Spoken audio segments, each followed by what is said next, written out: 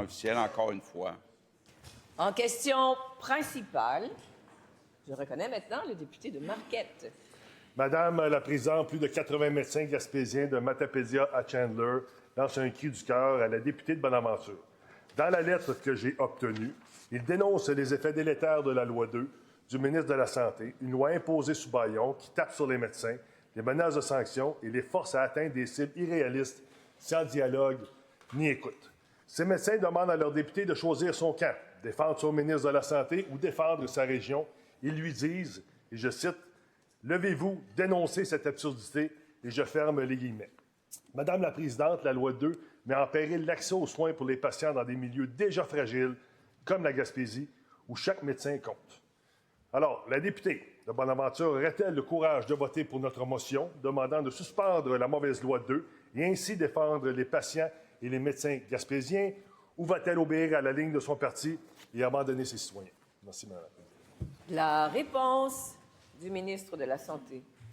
Madame la Présidente, il y a plusieurs éléments à la question, mais je voudrais rassurer les personnes des régions, que ce soit en Gaspésie, que ce soit en Abitibi, dans les régions, par exemple en Outaouais, où c'est plus difficile, que justement, ce que permet la loi 2, et c'est ça qu'on vise, c'est de donner le même service aux patients, aux Québécois de ces régions-là, qui est offert partout au Québec. C'est ça, prendre en charge 100% de la population. Alors, les mesures qui sont mises en place, c'est justement pour être capable que des médecins qui sont, par exemple, dans nos grandes régions de Québec, de Sherbrooke, de pouvoir aider, lorsque c'est possible, d'être capable d'aider dans nos régions. Alors, justement, une des visions importantes, une des missions importantes de la loi 2, c'est d'aller aider dans les régions. Et c'est pour ça qu'il se fait ce qu'on appelle des plans de couverture, autant du côté des omnipraticiens que des spécialistes. Alors, Madame la Présidente, je le répète, on a une vision très claire,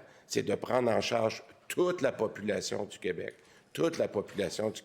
et ça inclut sûrement nos régions, et c'est ça l'objectif de la loi. Merci beaucoup, Madame la Présidente. Première complémentaire. Et pour ce faire, je reconnais la députée de Robert Baldwin. Merci. Deux médecins du GMF de Bécancour vont démissionner en raison des conditions coercitives de la loi Matraque. Dans sa lettre déchirante adressée au député, Dr Charles Couturier annonce qu'il quittera le GMF qu'il a lui-même bâti, je le cite. C'est un beau château de cartes qui tenait à peine, maintenant en flammes, que notre député local n'est même pas venu visiter avant d'y mettre le feu. Est-ce que le député de Nicolet Bécancour va avoir le courage de se tenir debout pour ses citoyens et voter pour la suspension de la loi 2? La réponse du ministre de la Santé. Alors, Madame la Présidente, il faut faire une différence en ce moment très claire là, entre la loi 2 et l'application sur les GMF. Soyons très clairs. La loi 2, c'est pour la rémunération des médecins. C'est ça, la loi 2. Ce qu'on discute ici, c'est le programme de GMF qui va être renouvelé à partir du 1er avril 2026. Et les conditions vont être meilleures que celles qu'on a actuellement. On n'a pas été capable d'expliquer les conditions qui vont être en place parce qu'on est dans la négociation et la Fédération des médecins ne participe pas à ces négociations-là. Soyons très clairs. Et c'est pour ça que ma collègue, ce matin, invite les deux fédérations à venir aux tables pour qu'on puisse... Deuxième complémentaire. Et pour ce faire, je reconnais la députée de Notre-Dame-de-Grâce. Madame la Présidente, les GMF à Bromont, Cowansville et Sutton sont sur le point de fermer. Je cite Dr Judith Gagné, co-chef du GMF à Bromont. On est très inquiets pour notre avenir, mais surtout pour la qualité et la continuité des soins à nos patients. Les médecins interpellent la députée et la ministre responsable de l'Estrie. Comme ses collègues, elle a un choix à faire. Va-t-elle défendre ses concitoyens ou va-t-elle défendre cette mauvaise loi 2? La réponse du ministre de la Santé. Alors, encore une fois, Madame la Présidente, je veux faire une différence entre la loi 2 et la question des GMF. Le programme des GMF qui va être renouvelé au 1er avril 2026 ne tient pas compte de ça du tout.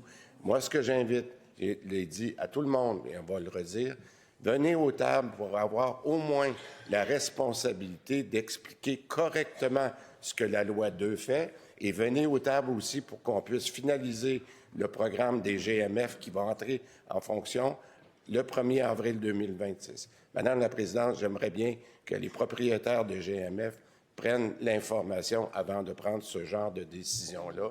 L'information n'a pas été véhiculée par les fédérations. On va le faire.